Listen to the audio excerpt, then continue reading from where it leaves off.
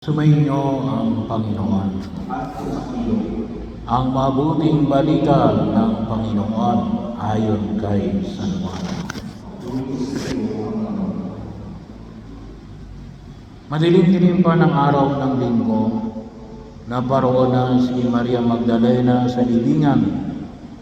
Naramdaman niyang naalis na ang tatlong panakip sa pinto ng libingan.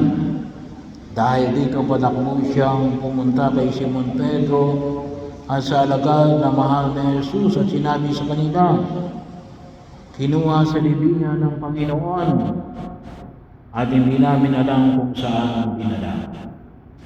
Si Maria ay nakatayong umiiyak sa labas ng libingan. Yumuko siya at tumingin sa loob. May nakita siyang dalawang anghel na nakaupo na pinaglalagyan ng bangkay ni Jesus. Ang isa'y sa gawing ulunan at ang isa'y na may sa paanan.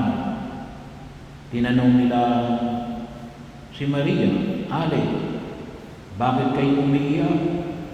Sumagot siya, kinuha po nila ang aking Panginoon at hindi ko po alam kung saan nila dinala. Lumingon siya pagkasabi nito at nakita niya si Jesus na nakatayo roon, ngunit hindi niya nakilala. Si Jesus iyon. Tinanong siya ni Jesus, bakit ka umiiyak? Sino ang hinahanap mo? Akala ni Maria siya ang tagapag-alaga ng alang-alang. Kaya sinabi niya, Ginoo, kung kayo po ang kumuha sa Kanya, ituro ninyo sa akin kung saan ninyo dinala at kukunin ko. Maria, ani Jesus. Bumarap siya at kanyang sinabi, Rabboni, ibig sabihin, Guro, huwag mo akong hawakan. Sabagat hindi pa ako nakapupunta sa Ama. Wika ni Jesus. Sa halip, pumunta ka sa aking mga kapatid at sabihin mo,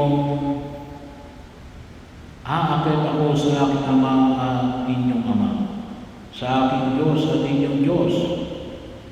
Kaya si Maria Magdalena ay pumunta sa mga alagad at sinabi, nakita ko ang Panginoon. At tuloy sinabi sa kanila ang bilin ni Jesus. Ang mabuting balita ng Panginoon.